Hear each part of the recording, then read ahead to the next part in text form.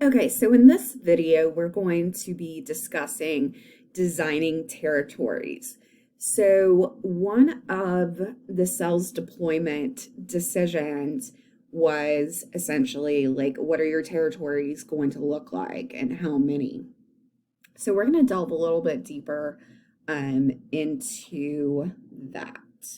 So first off, when you're designing territories, first probably want to know, what is a territory? So the definition's pretty vague because it depends on how you specifically define the territory for your company, but overall it's, whatever accounts are assigned to a specific salesperson. So for instance, if you're in key accounts, there could be a chance, or likely, if it's a really big key account, like let's say Walmart, then that might be your only account. So your territory is Walmart. However, we talked about some other ways to define territories. It could be by you sell a certain product. It could be a geography.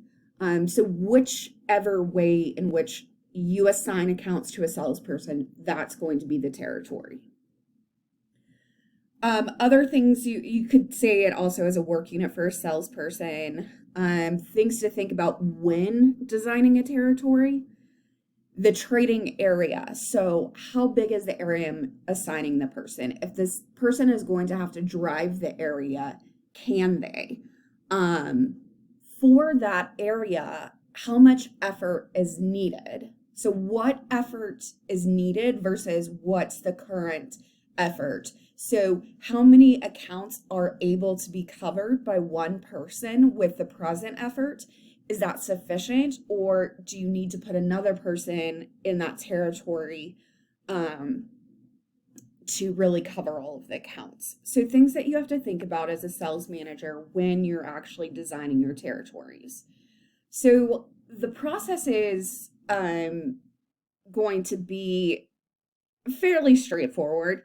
You're going to select your planning and control unit. And I'm actually going to go to the next slide because I have a little bit more information. So you're going to select your control unit. So what are your options? Is it a state? It is a trading area, county, MSA, zip code.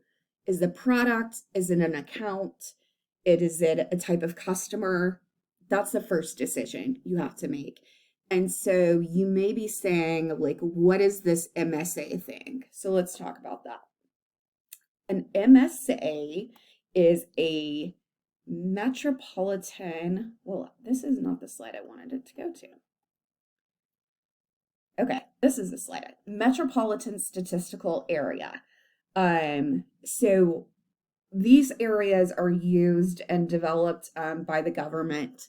And so you can see the definition here. It's the geographical region with a high population density, and it's going to be close economic ties through the area. So here you see the United States. What I wanted to also show you is, what does this look like for Oklahoma? So I pulled from census.gov and just got, the from 2019, because 2020 just ended. Got the information. So this makes sense.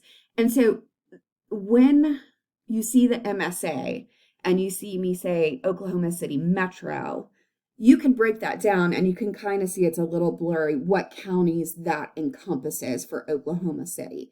So that's going to be, remember, population density. So 1.4 million. You see the Tulsa just under a million.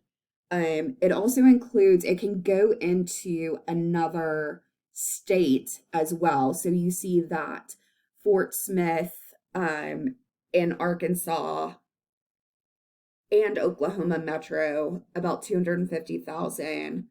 Lawton, you can see, and then Enid. So not as many MSAs because there aren't as many metro areas or population dense areas in Oklahoma. And then, So you can go through those. Overall for 2019, these are going to be your top 10. So most of these shouldn't be too surprising for you. And you can see again, with a lot of these, it's going to be multiple states. So just, some new knowledge for you. MSA is another reason, or another area or another unit that you could use in defining territories. So let's back up. Okay. So then you're going to estimate the market potential. So in whatever the market is, however you've defined that control unit, what's the potential? So not how many customers do you have, what is the potential in that area?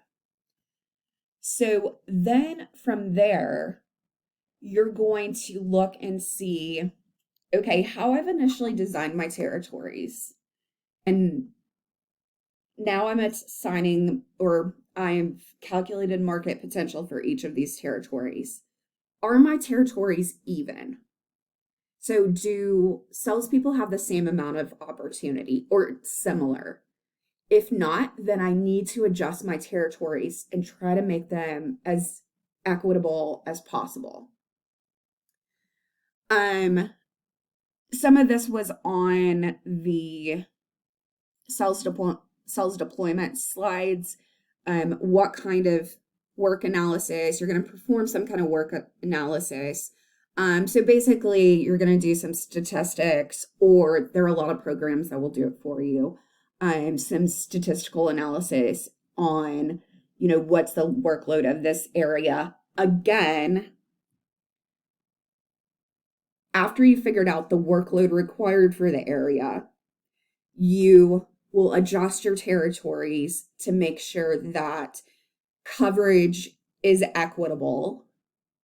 So a couple of things you're going to adjust for: opportunity, and then making sure that if you put a salesperson in that area, that they can cover what you're wanting them to cover.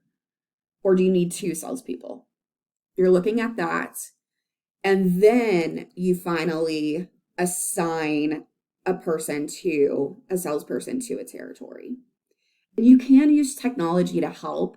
And so this is where I said earlier on the workload analysis, you can use a lot of these different things. Salesforce.com has something that you can use as well. So just know that likely you're not going to perform that workload analysis. You're going to use technology to help you form your territories in general, to tell you the market potential, to help you determine the workload analysis, and then adjust. But you have to keep in mind these people considerations. So yes, and I said this before, yes, I'm designing the territories, and I'm relying on a lot of statistics, but myself as the manager knows my people. I know my salespeople, and I know a lot of the accounts as well. So I know that maybe the workload analysis says that it's a certain thing, but I know this one account's going to take way more time to cover. Then I'm going to adjust for those people type considerations, what I know. So looking at background experience, am I putting a brand new person in the territory? I can't expect them to be able to do the same workload as an experienced salesperson. And so you're looking at the things not accounted for by analytical models, and then you're further adjusting for that. So you're using your knowledge of your salespeople, of accounts, of just all of your knowledge in general, and then adjusting appropriately. So it's a combination of stats and you as the manager. So the other thing you need to do is you need to read these 2 articles, which are in D2L, and there's also a reading guide, and use that reading guide for the key takeaways and to study for the exam, because they will be on the exam as well.